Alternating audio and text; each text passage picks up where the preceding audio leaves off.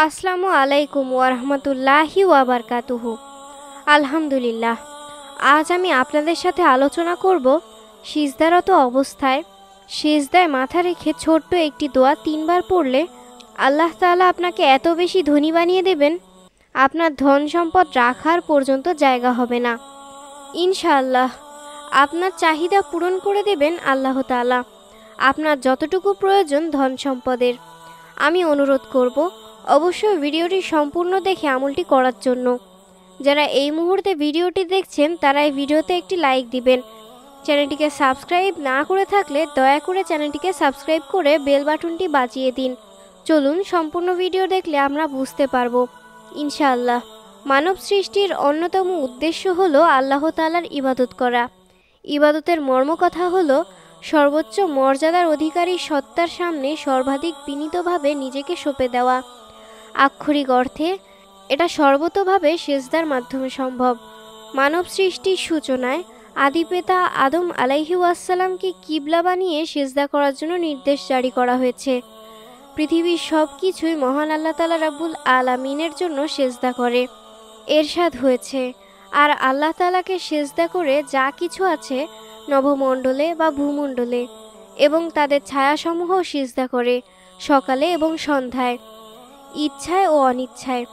সূরা Ra'ad আয়াত 15।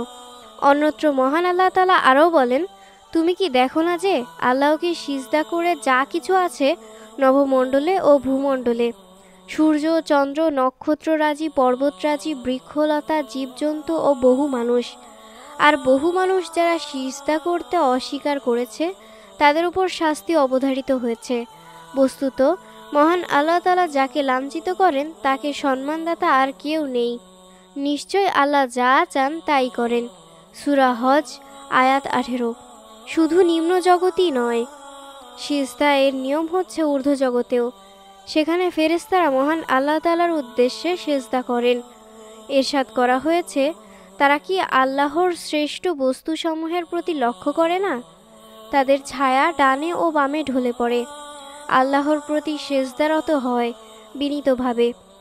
আসমান ও জমিনে যত প্রাণী আছে সবই মহান আল্লাহ তাআলাকে সেজদা করে এবং ফেরেশতারাও, আর তারা অহংকার করে না।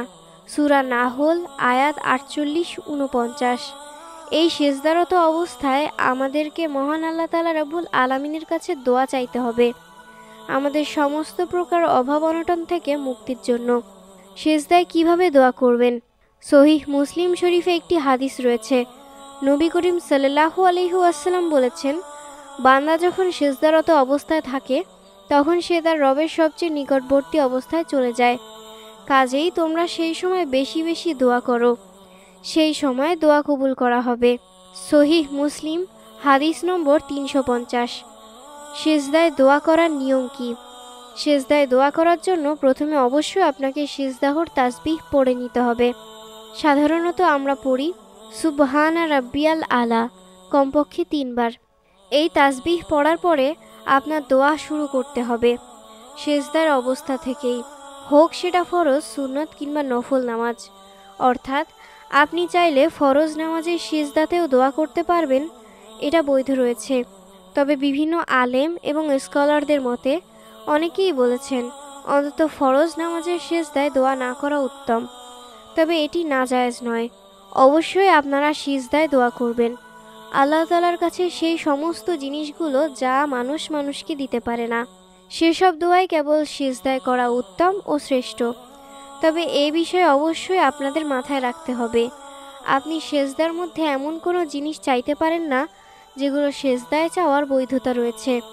সেগুলো আপনি চাইবেন, যেমন ঋণ মুক্তি চাইতে পারেন মহান আল্লাহ তাআলার কাছে, আপনার স্মৃতিশক্তি বৃদ্ধির জন্য বলতে পারেন, উত্তম জীবনসঙ্গী ভালো জীবনসঙ্গীর জন্য আল্লাহ তাআলার কাছে আপনি সেজদায় দোয়া করতে পারেন। অর্থাৎ যেগুলো মানুষের হাতে নেই সেগুলোই আপনি আল্লাহ তাআলার কাছে সেজদারত অবস্থায় চাইতে পারেন। আপনি আপনার ঋণ মুক্তির জন্য বা অভাব অনটনের জন্য মহান আল্লাহ তাআলার কাছে চাইতে পারেন। আপনি যদি এভাবে দোয়া করতে পারেন তাহলে মহান আল্লাহ তাআলা আপনার দোয়া কবুল করবেন, আপনাকে ধনী বানিয়ে দিবেন ইনশাআল্লাহ। হযরত ইবনে ওমর রাদিয়াল্লাহু তাআলা আনহু থেকে বর্ণিত, একজন ব্যক্তি হুজুরে আকরাম সাল্লাল্লাহু আলাইহি ওয়াসাল্লামের খেদমতে এসে আরজ করল, ইয়া রাসূলুল্লাহ সাল্লাল্লাহু আলাইহি ওয়াসাল্লাম, দুনিয়া আমাকে পরিত্যাগ করেছে, অর্থাৎ আমি অভাবগ্রস্ত অবস্থায় রয়েছি। আমার সচ্ছলতার কোনো উপায় আছে বা পরিত্রাণের কোনো উপায় আছে? তখন হুজুর সাল্লাল্লাহু আলাইহি ওয়াসাল্লাম বলেছিলেন, তুমি সেজদারত অবস্থায় এই দোয়াটি করবে, যেই দোয়াগুলোর কারণে বা যেই দোয়াগুলো ফেরেশতারা করে ফেরেশতাদেরকেও রিজিক প্রদান করা হয়। সুবহানাল্লাহ। সেই দোয়া করলে আপনার রিজিকের সংস্থানও আল্লাহ তাআলা করে দিবেন ইনশাআল্লাহ। হুজুরে পাক সাল্লাল্লাহু আলাইহি ওয়াসাল্লাম এই দোয়াটির কথা বললেন। সেজদারত অবস্থায় এই দোয়াটি আপনাকে করতে হবে সেজদার তাসবিহ পড়ার পরে। দোয়াটির বাংলা উচ্চারণ আমি এই মুহূর্তে স্ক্রিনে দেখিয়ে দিচ্ছি, স্ক্রিনশট নিয়ে মুখস্থ করে নেবেন। অবশ্যই সেজদায় পড়ার চেষ্টা করবেন এবং অনুরোধ করব ভিডিওটি দেখতে থাকুন। নিয়মটি আমি বলে দেব, কী নিয়মে এই দোয়াটি করতে হবে। এই দোয়াটির বাংলা উচ্চারণ হচ্ছে সুবহানাল্লাহি ওয়া বিহামদিহি, সুবহানাল্লাহিল আজিম ওয়া বিহামদিহি, আস্তাগফিরুল্লাহ। আমি আবারও বলে দিচ্ছি, সুবহানাল্লাহি ওয়া বিহামদিহি, সুবহানাল্লাহিল আজিম ওয়া বিহামদিহি, আস্তাগফিরুল্লাহ। এই দোয়াটির বাংলা অর্থটি হচ্ছে, আল্লাহ তাআলার পবিত্রতা বর্ণনা করছি এবং তার প্রশংসা গীতির সাথে তাকে স্মরণ করছি। মহান রব্বুল আলামিন আল্লাহ তাআলার পবিত্রতা বর্ণনা করছি এবং তার প্রশংসা বর্ণনার সাথে আল্লাহ তাআলার নিকট ক্ষমা প্রার্থনা করছি। এই আমলটি আপনাদের অবশ্যই সেজদারত অবস্থায় করতে হবে। যে সাহাবীকে আল্লাহর রাসূল সাল্লাল্লাহু আলাইহি ওয়াসাল্লাম এই দোয়াটি শিখিয়ে দিয়েছিলেন, সেই সাহাবীটি অতঃপর চলে গেলেন এবং দীর্ঘদিন পর্যন্ত ফিরে এলেন না। এরপর একদিন হঠাৎ সে আল্লাহর রাসূল সাল্লাল্লাহু আলাইহি ওয়াসাল্লামের কাছে আরজ করল, ইয়া রাসূলুল্লাহ সাল্লাল্লাহু আলাইহি ওয়াসাল্লাম, দুনিয়া আমার কাছে এত বেশি পরিমাণে এসেছে যে তাকে আমি কোথায় রাখবো তা আমি জানি না। অর্থাৎ তার ধন সম্পদ আল্লাহ তাআলা এত পরিমাণ বৃদ্ধি করে দিয়েছেন, মহান আল্লাহ তাআলা রাব্বুল আলামিনের কুদরতি এবং গায়বী সাহায্য থেকে তার ধন সম্পদ রাখার জায়গা পাচ্ছেন না। সুবহানাল্লাহ, সুবহানাল্লাহ। নিয়তটি করে ফেলুন। দিনী ভাই ও বোনেরা, বিশ্বাস করে আমলটি করবেন। আমি অনুরোধ করব, সেজদারত অবস্থায় আপনারা এই আমলটি যদি নিয়মিতভাবে করতে থাকেন, আল্লাহ তাআলা আপনাকেও আপনার রিজিক গায়বী উৎস থেকে অপরিকল্পনীয়ভাবে ব্যবস্থা করে দিবেন ইনশাআল্লাহ। আমি অনুরোধ করব, যারা যারা এই আমলটি করবেন নিয়ত করে ফেলেছেন, তারা অবশ্যই ভিডিওতে আমিন লিখে কমেন্ট করে যাবেন।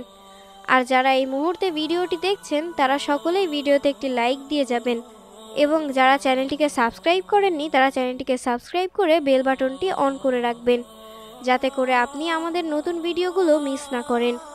আল্লাহ তাআলা আমাদের সকলকে আমলের ওসিলায় আমাদের সমস্ত প্রকার অভাব অনটন দূর করে দিন। আমাদের তওবা, ইস্তিগফার ও সমস্ত গুনাহ মাফ করে দিন। আমিন। আসসালামু আলাইকুম ওয়া রাহমাতুল্লাহ।